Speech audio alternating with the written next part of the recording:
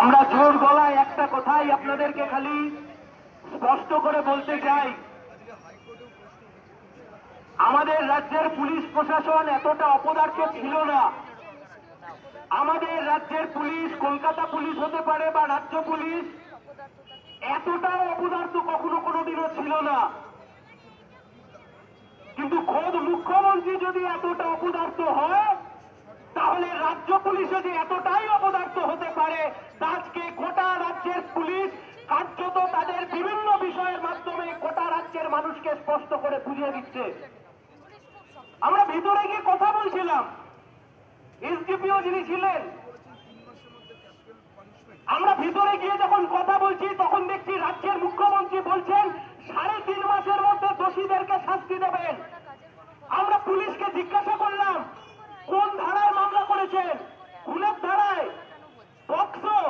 বলল না, শুধু কিডন্যাপিং। রাজ্যের মুখ্যমন্ত্রী বলছেন 3.5 মাসের মধ্যে ফাঁসি দেব, আর যে পুলিশ তদন্ত করছে সে বলছে এখনো কিডন্যাপিং এর ধারায় নাকি গোটা তদন্ত চলছে। তাই আমরা বলছি এই সমস্ত লোক দেখানি কারবার বন্ধ করতে হবে। তুমি পুলিশ প্রশাসন, তুমি ভুলে যেও না, তুমি খবরদার ভেবো না যে উৎসব চলে এসছে, পুজো চলে এসছে, তার মানে মানুষ সব ভুলে যাবে।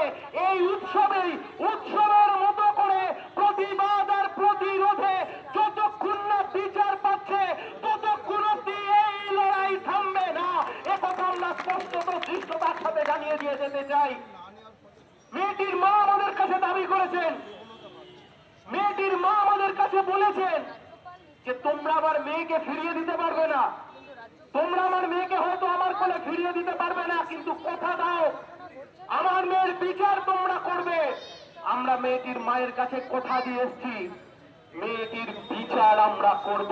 আর যখন একবার বামপন্থীরা কথা দিয়েছে বিচার করবার জন্য, যেখানে যেখানে যেতে হয়, যত দূর অব্দি যেতে হয়, যার যার বিরুদ্ধে লড়াই করতে হয়, যার যার বিরুদ্ধে মামলা লড়তে হয়, যার যার বিরুদ্ধে রাস্তায় পড়ে থেকে বামপন্থীদের লড়াই করতে হয়, সেই লড়াই বামপন্থীরা করবে।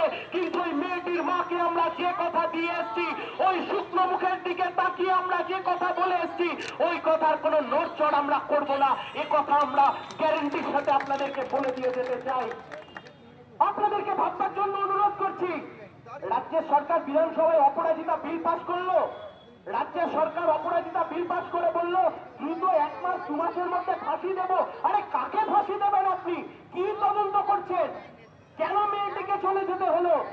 মহিষবাড়ির আউটপোস্টে যখন গেল, মেয়েটির মা সকালবেলায় আজকে আমাদেরকে হাত ধরে বলেছে যে মেয়েটির বাড়ির লোক যখন মহিষবাড়ির আউটপোস্টে গেছে তখন তারা বলেছে কুলতলিতে যাও, কুলতলি বলেছে জয়নগর থানায় যাও।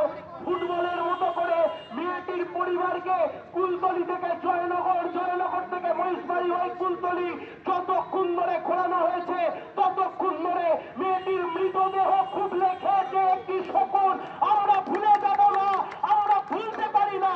এই খুনের জন্য যতটা দায়ী একজন অপরাধী, এই খুনের জন্য পরোক্ষভাবে ততটাই দায়ী এই জয়নগর থানার পুলিশ, এই দলদাস পুলিশ, যারা দলুয়া খাকির সময়তে আমাদেরকে আটকে দেয়, যারা দলুয়া খাকির সময়তে তৃণমূলের বুট চাটে, যারা দলুয়া খাকির সময়তে কোন তৃণমূলের মাতব্বর খুন হয়ে গেছে বলে পারলে মৌন মিছিল করে, সেই একই পুলিশ আজকে কার্যত নিষ্ক্রিয় ভূমিকা পালন করছে।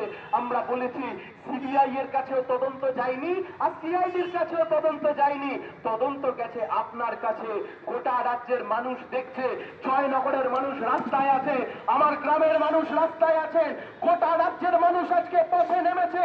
এই তো আজকে মঞ্চে উঠবার আগে প্রণয় বলবার সময় বলছিল, এই ভেতরে বসে বসে যখন ফেসবুকে দেখছিলাম, হঠাৎ করে দেখলাম থানার মধ্যে শিক্ষামন্ত্রী ছিল, জেলে যাওয়ার আগে মুখ্যমন্ত্রী মমতা ব্যানার্জিকে ফোন করেছিল, মমতা ব্যানার্জি ফোন তোলেননি।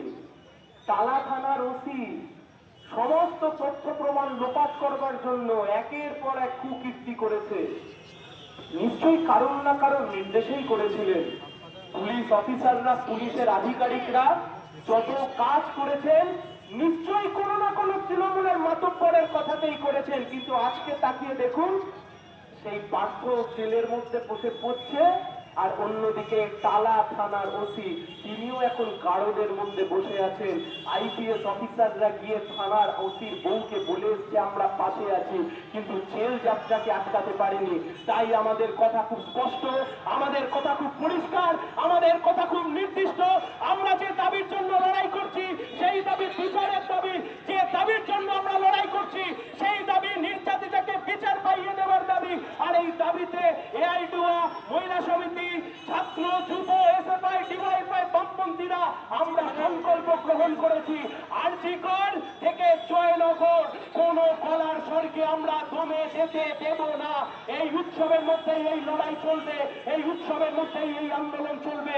আর তারই সাথে আমরা থানার আইসিকে বলে এসেছি, দলুয়াখাকিতে আমরা যে এফআইআর করেছিলাম 1 মাস সময় দিলাম আপনাদেরকে, সেই 1 মাস সময়কালের মধ্যে আপনারা যদি দলুয়াখাকির ব্যবস্থার জরিনা করে নিষ্পত্তি করতে পারেন তাহলে তার যা করবার আর আমরা করে দেব। আর তার সাথে এও বলেছি আমাদেরকে মিথ্যে মামলা দেওয়া একটু বন্ধ করুন। উনি হয়তো একটু মনে মনে ভাবলেন, কেন বাছা তোমরা কি ভয় পেয়ে গেছো নাকি? এই তো সামনে কলতান্দা বসে আছে, পুলিশ কেস দিয়েছিল, জেলের মধ্যে ঢুকিয়েছিল, গালে দুটো জুতো মেরে ওই প্রশাসনের মুখ ঘষে দিয়ে ওই তো কলতান্দার দুঃখখানে বসে আছে।